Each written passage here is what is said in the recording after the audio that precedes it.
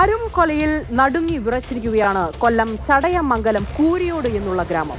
Spicy ഹോട്ടലിന്റെ ഉടമയായ സക്കീറിനെ കത്തിമുനയിൽ കുത്തി വീഴ്ത്തി ജീവനെടുത്തു അതേ ഹോട്ടലിലെ തൊഴിലാളിയായ ഇർഷാദ് എന്ന മലപ്പുറം സ്വദേശി. കൂലി സംബന്ധിച്ച തർക്കമാണ് കൊലയിലേക്ക് നയിച്ചതെന്നാണ് പോലീസ് പറയുന്നത്. കൃത്യം നടത്തിയ സംഭവ സ്ഥലത്തു നിന്ന് രക്ഷപ്പെടാനായിരുന്നു പ്രതി ഇർഷാദിന്റെ ശ്രമം. എന്നാൽ പിന്തുടർന്നെത്തിയ പോലീസ് കയ്യോടെ പ്രതിയെ പിടികൂടി.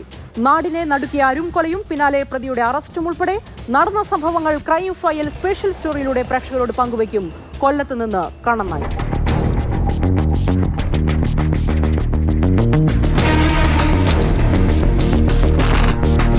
അതിദാരുണമായിട്ടുള്ള ഒരു കൊലപാതകമാണ് ഇന്ന് ചടയമംഗലത്ത് കുരിയോടുണ്ടായത്. കുരിയോട് ഹോട്ടലിലെ മുതലാളിയായിട്ടുള്ള സക്കീർ ഹുസൈനാണ് കൊല്ലപ്പെട്ടത്. വൈകിട്ട് 4 മണിയോട് കൂടിയായിരുന്നു സംഭവം. ഈ ഹോട്ടലിൻ്റെ അറ്റകുറ്റപ്പണികൾ നടക്കുകയായിരുന്നു. അതിൻ്റെ മുകളിൽ ഹോട്ടലിൻ്റെ മുകളിലായി ഒരു മുറിയുണ്ട്. ആ മുറിയിൽ വെച്ച് പ്രതി മംഗലാപുരം സ്വദേശിയായിട്ടുള്ള ഇർഷാദ് ഈ സക്കീർ ഹുസൈനെ കുത്തിക്കൊലപ്പെടുത്തുകയായിരുന്നു.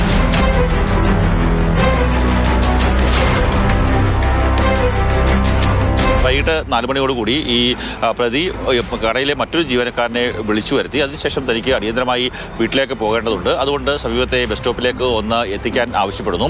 എന്നാൽ ആ സമയത്ത് തന്നെ മറ്റൊരു ബസ് വരികയും ഈ പ്രതി ഉടൻ തന്നെ അതിൽ കയറിപ്പോവുകയും ചെയ്തു. അങ്ങനെ എന്തോ ഒരു സംശയം തോന്നി ഈ ബൈക്കിലെത്തിയ കടയിലെ ജീവനക്കാരൻ മുകളിലേക്ക് കയറി നോക്കിയപ്പോഴാണ് രക്തത്തിൽ കുളിച്ച് കിടക്കുന്ന സക്കീർ ഹുസൈനെ കാണുന്നത്. അതിനുശേഷം ആശുപത്രിയിലേക്ക് കൊണ്ടുപോയെങ്കിലും ജീവൻ രക്ഷിക്കാനായില്ല. ഇതിൽ പോലീസ് പറയുന്നതനുസരിച്ച് ഇതൊരു കൂലിത്തർക്കമാണ് കൊലപാതകത്തിന് കാരണമെന്നാണ്. ഈ സക്കീർ ഹുസൈന് മറ്റൊരു ഹോട്ടൽ കൂടിയുണ്ട്. ആ ഹോട്ടലിലെ ജീവനക്കാരനായിരുന്നു ഈ പ്രതിയായിട്ടുള്ള ആൾ. അയാൾ കൂലി സംബന്ധമായ പ്രശ്നത്തെ തുടർന്ന് നേരത്തെ 1 മാസം മുമ്പ് ഈ ഹോട്ടലിൽ നിന്ന് ജോലി ഉപേക്ഷിച്ച് തിരിച്ച് സ്വന്തം നാട്ടിലേക്ക് പോയിരുന്നു. അതിനുശേഷം വീണ്ടും കച്ചവടം കൂടിയ സമയത്ത് വീണ്ടും ജോലിക്ക് ആൾക്കാരെ കിട്ടാത്ത സമയത്ത് ഈ പ്രതിയെ വിളിച്ചു വരുത്തുകയായിരുന്നു. പിന്നീടും കൂലി സംബന്ധമായിട്ടുള്ള തർക്കമുണ്ടായി എന്ന് പറയപ്പെടുന്നു.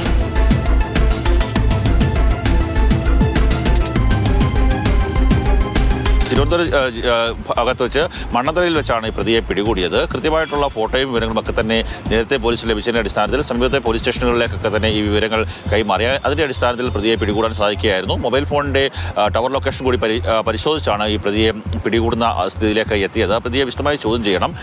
വേറെ ഏതെങ്കിലും തരത്തിലുള്ള തർക്കങ്ങളോ അല്ലെങ്കിൽ മറ്റ് പ്രശ്നങ്ങളോ എന്തെങ്കിലും ഉണ്ടോ എന്നുള്ള കാര്യം കൂടി പരിശോധിക്കേണ്ടതുണ്ട്. അതിനുശേഷം മാത്രമായിരിക്കും മരണകാരണം അല്ലെങ്കിൽ കൊലപാതക കാരണം സംബന്ധിച്ചൊരു വ്യക്തതയിലേക്ക് വരാൻ സാധിക്കുകയുള്ളൂ. എന്തായാലും കൊലപാതകം നടന്നും മണിക്കൂറുകൾക്കുള്ളിൽ തന്നെ പ്രതിയെ പിടികൂടാൻ സാധിച്ചത് ചടയമംഗലം പോലീസിന് അവരുടെ ഒരു അന്വേഷണത്തിന് മികവായി കരുതപ്പെടുന്നു.